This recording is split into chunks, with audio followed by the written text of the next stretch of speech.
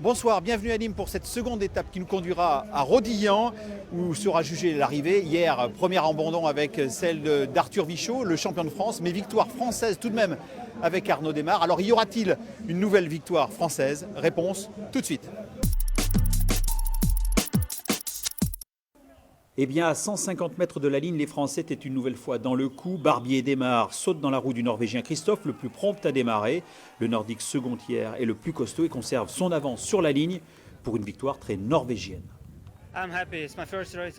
Je suis heureux, c'est ma première course de l'année. Hier, j'étais second. Aujourd'hui, je voulais gagner pour l'équipe qui a fait un excellent travail devant.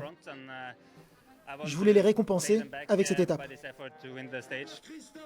Alexander Christophe, double vainqueur d'étape sur le Tour de France, endosse donc le maillot corail de leader. Le dernier Norvégien vainqueur d'une étape sur l'étoile s'appelait Torushoff, c'était en 2004 déjà.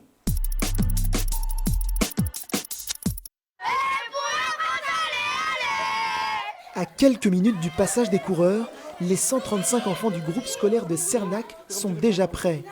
Ils vont assister à une course cycliste pour la toute première fois. Au moins, on les voit passer vraiment en réel, pas sur la télé. Sur la télé, tu peux pas les voir de loin ou quoi. Mais au fait, c'est quoi cette course? L'étoile de l'auberge, un truc comme ça. L'auberge. Oui, La course de l'étoile du Bessèges. c'est la course de France, mais en plus petit. Les enfants ne sont pas tous au point sur la course, mais ils savent tous pourquoi ils sont là.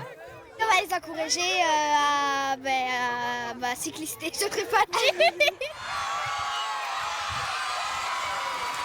C'est trop bien. Trop bien. Il y avait beaucoup de cyclistes à un moment, j'étais pouf. Ça vous donne envie de faire du vélo, ça ou pas? Oui.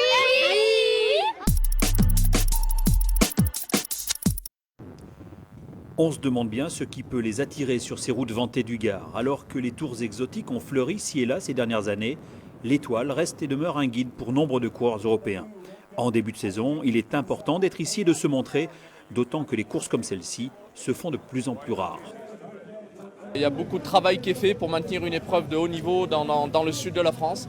On sait que les conditions d'organisation sont difficiles, on sait que les finances sont compliquées et je crois que Roland Fangille fait beaucoup de bien au cyclisme et donc c'est nécessaire d'être là.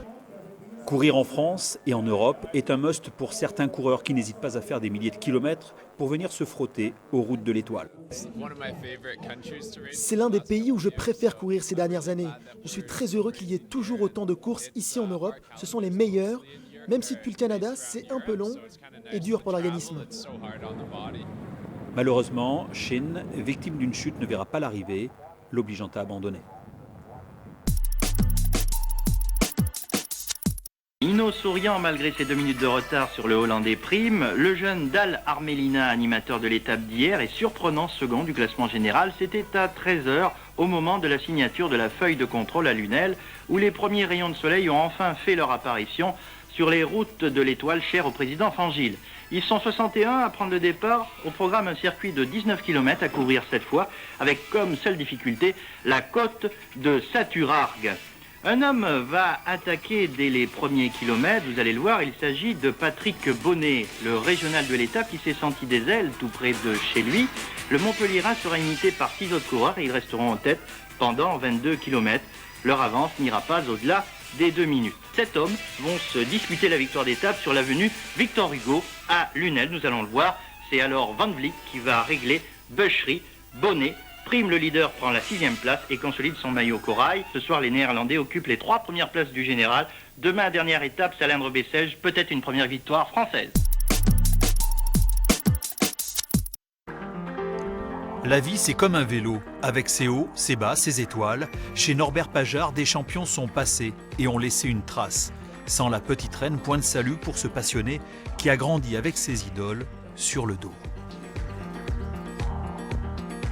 J'avais 10 ans, je me souviens, les premiers maillots, c'était des chasubles que me faisait ma grand-mère.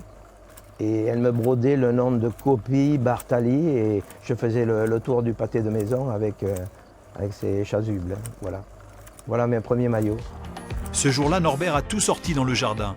Des maillots prestigieux comme ce Charlie Gaulle de 1959. Une collection empreinte de naïveté et de passion. Norbert a le vélo dans la peau et un certain poupou. J'ai fabriqué cette maquette, c'est le Mont Ventoux, quand Raymond Poulidor gagne au sommet devant Julio Jiménez. Voilà, vous pouvez voir, hein. C'est en 65.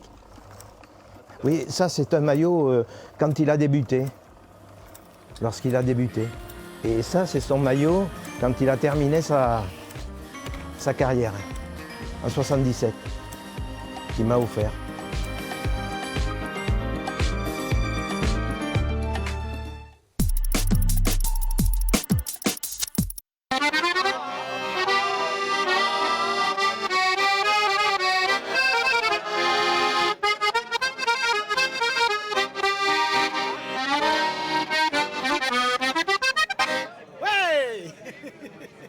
Demain, la troisième étape se disputera dans Bessèges, étape traditionnelle de 152 km avec le col du Tréllis à franchir 3 fois et le col des Brousses, ainsi qu'un circuit final à disputer 3 fois également dans Bessèges. C'est tout pour ce soir, à demain.